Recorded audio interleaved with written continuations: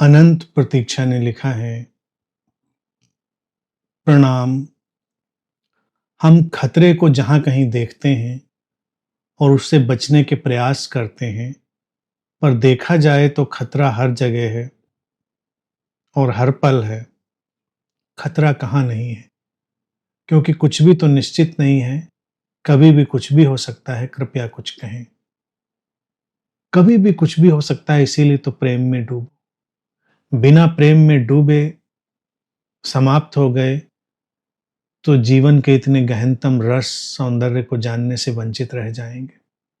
खतरा ही खतरा है, अनिश्चितता ही अनिश्चितता है। कुछ नहीं पता क्या हो।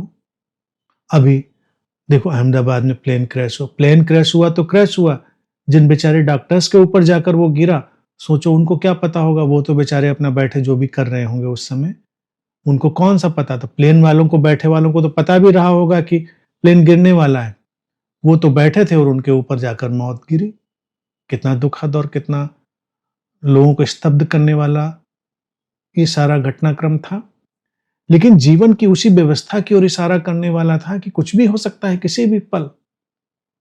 आपने कुछ भी नहीं किया है। कई बार लगता है कि शायद हमारे करने की वजह से कुछ होने वाला है। हम नहीं भी करेंगे तब भी बहुत कुछ होने वाला है। कोई भी पल आखिरी पल हो सकता है। तो इसीलिए समय को व्यर्थ नहीं गंवाना है।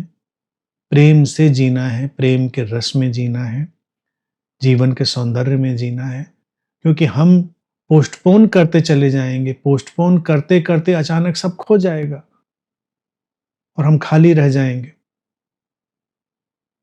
सफलता की दौड़ में, प्रसिद्धि, धन, इन सब की दौड़ में हम जीवन को जीना भूल जाते हैं। तो जीवन को जियो, भरपूर जियो। बाकी सब काम भी करो, लेकिन जीवन को जीने से कभी चूको नहीं। ये बहुत जरूरी है। तो सारे खतरे या सुरक्षाएं अपनी जगह रहते हैं और हम उनकी परवाह नहीं करते। परमवीर ने लिखा है, प्रणाम गुरुदेव। अम्मा का स्वास्थ्य, उनकी स्मृति मुझे कुछ विस्मित कर रही है, पर मेरी याददाश्त कमजोर हो रही है। ऐसा लगता है शरीर मन के पार कोई विस्मयपूर्ण याद भी है जो धीरे धीरे बढ़ रही है। ये किसी समृद्धि के एहसास की तरह लगती है। शायद इसीलिए प्रसन्न बना रहता हूँ। ये बात कुछ अजीब सी है प्रभु। अम्मा के स्वास्थ्य, उनकी याद को लेकर विस्मित हो। अपनी याद गंवा मत बैठना, कमजोर जो कर रहे हो। अम्मा से प्रेम करो और अपने से भी प्रेम करो। उनकी याददाश्त पता चला बिल्कुल जबरदस्त हो गई और तुम लिख रहे हो जो गड़बड़ा रही है, तो वो वाला मसला हो सकता है। उसको गड़बड़ाने मत दो। अपनी याददाश्त को भी दुरुस्त रखो। और याददाश्त दुरुस्त कब रहती है? उसके साथ प्लेफुल रहने से, खेलपूर्ण रहने से। तो थोड़ा प्लेफुल रहो और अम्मा के साथ भी प्लेफुल रहो। और जितनी तरजीह अम्मा को देते हो उतनी अपने को भी दो और उतनी अपनी पत्नी को भी दो। सबको समान रूप से प्रेम दो। समान रूप से प्रेम दोगे तो लगेगा कि सब संतुलित हो रहा है। अम्मा ने तो जी ली अपनी जिंदगी, वो तो अपने मुकाम पर हैं। अपना देखो अब। बाकी प्रेम करो, सम्मान करो, सहयोग करो, अपने साथ, आसपास के लोगों के साथ, अम्मा के साथ, सबके साथ। अनंत देवीना ने लिखा है, प्रणाम अनंत श्री। कल 3-4 बार घटा कि मैं हूं, कोई नाम रिश्ता नहीं था। आज आपने जो सूत्र कहा चमत्कार जैसा है। उस घटना को संजोया गया हो जैसे अहोभाव। हाँ, it's beautiful and this is synchronicity. कभी कभी हम एक ही लय में जी रहे होते हैं और ये अनंत पथ की यात्रा में और अनंत के संग में जीवंतता से जुड़ने का प्रतीक भी है। कौन जाने कि ये सूत्र लिया जाना था, इसलिए तुम्हारे साथ ये अनाम का अनुभव घट गया। कौन जाने। और कौन जाने कि वो अनुभव घटना था, इसलिए ये सूत्र आज लेना था। क्योंकि मेरे सूत्र तो सिलसिलेवार हैं। मेरे सूत्र तो सिलसिलेवार चल रहे हैं। मैं जंप करके नहीं चल रहा हूं। जैसे ये लिखे गए हैं वैसे एक एक करके आगे बढ़ रहे हैं। तो अभी आगे कौन सा सूत्र लेने वाला हूं ये आप लोगों को तो पता नहीं। किसी भी मित्र को नहीं पता, किसी को भी नहीं पता आगे कौन सा सूत्र आने वाला है। लेकिन वो आने वाला तो है और वो जिंदा है। ये सूत्र मरे मराए पिटे पिटाए थोड़े ही हैं, जिंदा है। और इनको लिखने के लिए बिना प्रेम के तो लिखा नहीं है। प्रेम को जीकर, प्रेम में डूबकर, प्रेम ही होकर उनको लिखा गया है। तो वो अचानक अपने भीतर से अपनी जब जीवंतता की तरंगों के साथ सक्रिय होते होंगे तो बहुत कुछ घट सकता है, उसकी अनुभूतियां, उसका अनुभव घट सकता है। कई बार मित्रों को लग सकता है कि आज जो बोला गया ये तो मैं जी रहा था, अभी पिछले कुछ दिनों से तो मुझे यही लग रहा था, ऐसा ही एहसास हो रहा था। तो ये सब उस जीवंत संग के साथ लयबद्ध होने की प्रक्रिया है। यही चमत्कार जैसा लोगों को लगता है, लेकिन चमत्कार जीवन में कुछ होता नहीं है। जीवन में एक ही चमत्कार होता है, वो होता है प्रेम। और प्रेम जब घटता है तो प्रेम फिर किसी चमत्कार की परवाह नहीं करता, क्योंकि वो अपने आप में चमत्कार है। प्रेम में डूबे लोग भी चमत्कार की तलाश में निकले तो इतना पक्का हो गया कि उनको पहले ही कहा जा सकता है इनका प्रेम से कोई लेना देना नहीं। प्रेम में डूबा व्यक्ति दुनिया के सबसे बड़े चमत्कार के साथ खड़ा है, प्रेम।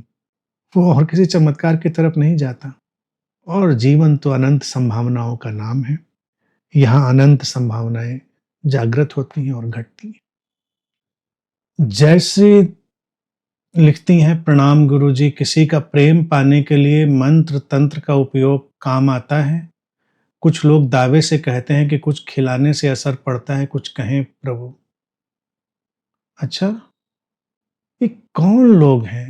ये कहाँ से आते हैं? इनके जीवन में कहीं प्रेम दिखाई देता है? ऐसे दावा करने वाले लोगों के जीवन में देखो पहले झांक कर, उनके जीवन में कितना प्रेम दिखाई देता है। उनकी आंखों को देखो कि प्रेम से लबरेज हैं या उनमें हीनता, दुष्टता, छल, अहंकार ये सब नाचता है। प्रेम अपने आप में सबसे बड़ा जादू है। प्रेम से बड़ा ना कोई तंत्र है, ना प्रेम से बड़ा कोई मंत्र है। तंत्र मंत्र से प्रेम पाएंगे, ये तो बड़ी उल्टी धारा हो गई। तांत्रिक बताएगा कि सफेद कौवे का पंख लेकर आना और उसको गले में पहनकर घूमना। अब सफेद कौवा ढूंढते घूमो। नहीं, कौवा तो गुरुजी काला होता है। कहीं नहीं नहीं, सफेद भी पाया जाता है, कभी कभी हो जाता है सफेद कौवा, रेयर मिलता है, इसीलिए अनुष्ठान करने में मुश्किल होती है। तो अनुष्ठान में मुश्किल लगती है तो करना पड़ेगा। ये सब खिलाना और खिलाकर प्रभावित करना, ये सब कितना चलता है। गांव में तो अभी भी बहुत चलता है। शहर वाले भी हालांकि पीछे नहीं, शहर वाले बड़े चालू हो गए हैं। शहर वाले उसको छुपा कर करते हैं और फिर उसके लिए नए शब्द आ गए हैं। इंग्लिश में उनकी पैकिंग आ गई है, एनर्जी क्लियरिंग, एनर्जी सेंडिंग, और ये तो फिर भी बहुत जनरल टर्म में बोल रहा हूँ। और पता नहीं क्या क्या आए बाएं साएं टर्मिनोलॉजी आ गई है कि ऐसा करोगे, हाँ फिर वो आ जाएगा manifestation, law of attraction, creative visualisation. हाँ, क्रिएटिव विजुअलाइजेशन का अपना तो सब ठीक है, वो तो क्रिएटिव विजुअलाइजेशन की अपनी साइंस है, लेकिन फिर कहेंगे किसी की तस्वीर लगाकर उसको मैनिफेस्ट करना शुरू करो। वो चला आ रहा है, वो चली आ रही है, वो सब द्वार दरवाजे ताले तोड़कर तुम्हारे घर की बेल बजा रहा है, बजा रही है। कई लोग लगे हैं इसमें। अब सोचो कोई किसी प्रसिद्ध व्यक्ति की फोटो लगाकर मैनिफेस्ट करने में लगा है तो लाखों लोग लगे हैं। कितने टुकड़ों में टूट कर पहुंचेगा व्यक्ति, कितने टुकड़ों में टूट कर पहुंचेगा। ये सब बिल्कुल निहायत निराधार और कोई इनका असर। मैं तो इन पे कितना बोल चुका हूं। अब अनंत पद के मित्रों को तो बिल्कुल श्योर शॉर्ट कंफर्म हो जाना चाहिए और इन बातों में पड़ना ही नहीं चाहिए कि ये सब बातें होती हैं। आने वाले समय में मैं उम्मीद करता हूं जल्दी ही जो नए मित्र जुड़ेंगे हो सकता है वो पूछ लें, लेकिन जिसने 2-4 बार भी मुझको सुन लिया है वो तो जान ही जाएगा कि ये सब कुछ नहीं होता। अभी देखो बवाल चल रहा था, कोई बाबा जी सूतक में कहीं चले गए, किसी मंदिर में चले गए और बाकी धर्माचार्यों ने बवाल काट दिया कि सूतक में चले गए। पहले तो मैं समझ नहीं पाया सूतक क्या होता है। मुझे लगा सूतक सूतक सूतिया एक पंजाबी गाना था, लग रहा है उसका ये सूतक है। फिर पता चला नहीं, वो तूतक तूतक तूतिया था। फिर मुझे लगा हो सकता है सूतक तूतक का भाई हो। अब इन गुरुओं को, इन बाबाओं को देखा जाए, इन्हीं बातों में पूरा रस पड़ा हुआ है। इन बेवकूफ़ी की बातों में ही इनको रस रखा हुआ है। जिस बाबा तांत्रिक को अपनी पत्नी संभाली नहीं जाती, वो दूसरे की पत्नियों को वश में करने के मंत्र बाँट रहा है। या देवी जी हैं, उनसे अपने पति संभले नहीं हैं और दूसरे के पतियों को वश में करने का श्योर शॉट उपाय बता रहे हैं। इन सब खिलवाड़ों में मत पड़ो, ये सब कोई चीज़ें नहीं हैं।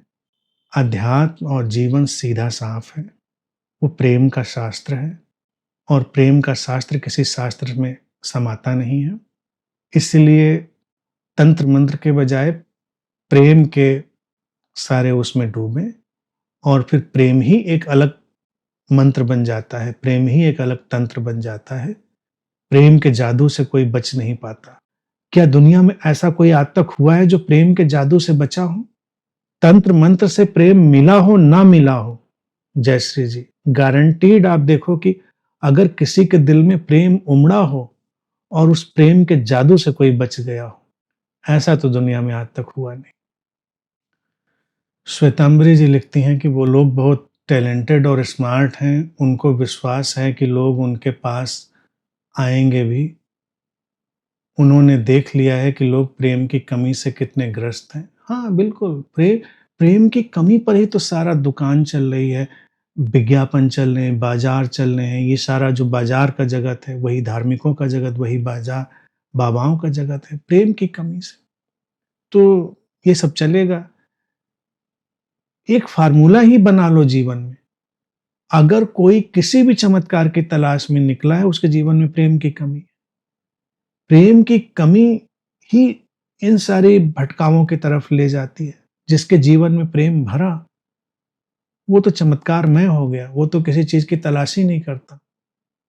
मीरा गोपालन कहती हैं कि जो प्रेम में होते हैं उनको सफेद कौवा दिख जाता है और वो प्रेम अपनी ही कल्पना है। नहीं मीरा जी, जो प्रेम में सचमुच में होते हैं वो काले कौवे को सफेद करने की ताकत रखते हैं। उनका प्रेम कल्पना नहीं होता।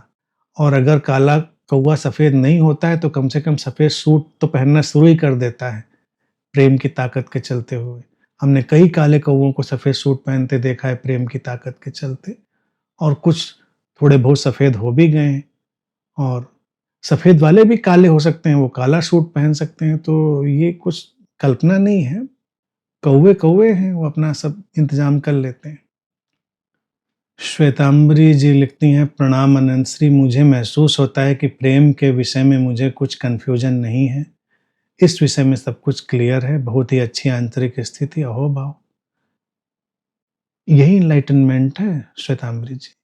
नहीं, मजाक नहीं कर रहा हूं, this is enlightenment. When you are clear in love, you are enlightened. और अनंत पथ के मित्रों में तो इनलाइटेंड लोगों का मैं बड़ा भारी काफिला देखता हूं, और उनके भीतर कोई कंफ्यूजन ना हो ये भी मैं देखता हूं। प्रेम से ज्यादा सीधा, साफ, स्पष्ट और कुछ होता ही नहीं है, फिर भी लोग उसमें पता नहीं क्यों कंफ्यूज हो जाते हैं। तो ये जो स्थिति बयान करी है अच्छी है, उस स्थिति को और गहरा करो, क्योंकि प्रेम में सब स्पष्ट हो तब भी प्रेम अनंत विस्तार में चलता जाता है, क्योंकि प्रेम का सफर कहीं रुकता नहीं। सफर है, ये स्पष्ट हो गया, लेकिन अब वो स्पष्टता ही निरंतर नए नए आयाम लेती चली जाती है। वो स्पष्टता नई स्पष्टताओं में ढलती है, फिर वो नई स्पष्टताओं में ढलती है। तो जो प्रेम के विषय में बिल्कुल स्पष्ट हो जाता है, उसको अगर मैं कह भी दूं इनलाइटन, तो उसको इनलाइटनमेंट की परवाह भी नहीं होती। Who cares about any enlightenment? When love is there, we don't need anything else. Sandeep ने लिखा है, गुरुजी, अज्ञात प्रेम में बहने की शुरुआत क्या उसको ईगो के द्वारा उसको ज्ञात बनाने से शुरू होती है? क्या नाम देना भी एक दूरी पैदा नहीं करती है? देखो, अगर जागृत है व्यक्ति तो ईगो भी अपना काम करता है, क्योंकि हम मूल रूप से तो ईगो ही हैं। तो ईगो ज्ञात बनाने की कोशिश करेगा और उसी ज्ञात में ईगो विलीन हो जाएगा। ईगो से चलेगा, ईगो विलीन हो जाएगा। तो वो तो एक प्रक्रिया का हिस्सा है। नाम देना काम चलाऊ है, बस इतना जानना चाहिए। जैसे कि नाम में अटकना दूरी नहीं बनाता है, नाम को सर्वोपरि मान लेना दूरी बनाता है। नाम तो ठीक है, अब जैसे नाम दे देना ठीक है, तुम्हें संदीप नाम दे दिया तो बुलाएंगे संदीप, तुम बोलोगे, नहीं तो हम कैसे बुलाएंगे। अनंतश्री को बुलाओगे तो अनंतश्री बोल देंगे। तो नाम एक काम चलाऊ व्यवस्था है, एक फंक्शनल यूटिलिटी है, इससे ज्यादा कुछ नहीं है। बाकी तो हर व्यक्ति एक प्रेजेंस मात्र, इसको जान लेना, इसको जानना जरूरी है, फंक्शनल यूटिलिटी को। लेकिन नाम से लोग हर्ट हो जाते हैं, नाम से लोग उत्साहित हो जाते हैं, तो वो अटकाव ज्यादा बड़ा अटकाव है। बाकी नाम तो रहेंगे, नाम दूरी एक्चुअली नहीं बनाते, नाम वर्केबल यूटिलिटी है। भावना अरोड़ा ने लिखा है, बुद्ध की ध्यानपूर्ण मूर्ति अकर्म में कर्म का संदेश देती है। क्या stressful mind with relax body और शिव तांडव की मूर्ति कर्म में अकर्म का संदेश देती है। Stressful body with relax mind. Bhavana ji, mind भी स्ट्रेसफुल नहीं है, दोनों प्रतीकों में माइंड भी रिलैक्स्ड है और बॉडी भी रिलैक्स्ड है। सबके अलग अलग डायनेमिक पहलू हैं और हम जो भी प्रदर्शित करना चाहें वैसे कहते हैं। तो इस relaxed mind with relaxed body, Buddha भी वही है। नृत्य भी बहुत रिलैक्स्ड स्टेट में उठता है। रिलैक्स्ड बॉडी जो है वही नृत्य में जाती है, स्ट्रेसफुल बॉडी तो नृत्य में भी नहीं जाती, स्ट्रेसफुल बॉडी तो मारपीट में जाती। तो बुद्ध का प्रतीक देखें चाहे नटराज का प्रतीक देखें, वो सारे प्रतीक प्रेम के ही प्रतीक हैं। बुद्ध प्रेम की स्थिरता के प्रतीक हैं और नटराज की मूर्ति प्रेम की गतिमयता का प्रतीक है। और दोनों अपनी जगह उचित हैं, हम जिधर से भी चलना चाहें, जिधर से भी पकड़ कर समझ सकें। इसीलिए प्रेम भरे हर पत्थर में जाने कितनी मूरत छुपी हुई है, जिससे जो बन सके बना ले। तो किसी को बुद्ध जैसी बनी तो उसने बना ली, किसी को नटराज जैसी मिली तो उसने बना ली। खुद को अनाम जानना एक तल है, अनंत देवीना ने लिखा है। सबको अनाम जानना और अद्भुत है। आप हम सबको उसी अनाम स्रोत की तरह देखते हैं, कृपया कुछ कहें। हाँ, थोड़ा हैबिट में है, मेरा जो पूरा बीइंग है वो इम्पर्सनल में इतना ज़्यादा रहता है। इसीलिए देखा होगा जब भी कोई नए मित्र ध्यान शिविर में आते हैं तो मैं उनसे कहता हूँ, भाई अपना नाम 3-4 बार बता देना। मैं नाम रजिस्टर नहीं कर पाता हूँ और मैं इंटरेक्ट कर रहा हूँ, उनसे पूरी तरह इंटरेक्ट कर रहा हूँ, इंटरेक्शन में उनको कभी कोई कमी नहीं लगेगी, लेकिन नाम पर मेरा कोई इतना ध्यान ही नहीं होता, इसलिए नाम भूल जाता हूँ। 3-4 बार जब कोई अपना नाम बता देता है तब मुझे नाम रजिस्टर होता है, अच्छा इसका नाम ये है। अन्यथा उसका चेहरा, उसकी बीइंग सब रिकॉर्ड हो गई है। नाम थोड़ा बेमानी सा हो जाता है। तो चूंकि वो इम्पर्सनल नेचर में और नेमलेस नेचर में इतना वो आदत हो चुकी है कि नाम मुझे जल्दी पकड़ते नहीं, और 3-4 बार के बाद में फिर वर्केबल उनकी यूटिलिटी रजिस्टर हो जाती है। आर्या कहती हैं, after the recent upheaval there is a great turbulence of what to make as the object of love. The names faces of gods ring hollow, nothing wrong, I just don't feel it worthy. विशुद्ध प्रेम how? Aishwarya, विशुद्ध प्रेम अपने से, जो सामने है उससे, अपनी सीमाओं से, अपने असीम से, अपने देह से, अपने मन से। जो सामने है उसकी सीमाओं से, उसके असीम से, उसके देह से, उसके मन से। और फिर देखोगे कि नाम गिर रहे हैं, विशुद्ध प्रेम उभर रहा है। तो ये विशुद्ध प्रेम का रास्ता ही खुला है। जो हुआ उसने विशुद्ध प्रेम का रास्ता ही खोला है। तो चलो, जियो, कॉन्शियसली सारी चीजों को करो और कॉन्शियसली केयर फ्री रहो। Who cares? पूरी दुनिया, पूरी कायनात अपनी परवाह खुद कर लेगी। फिलहाल तुम अपनी परवाह करना शुरू करो, ठीक है?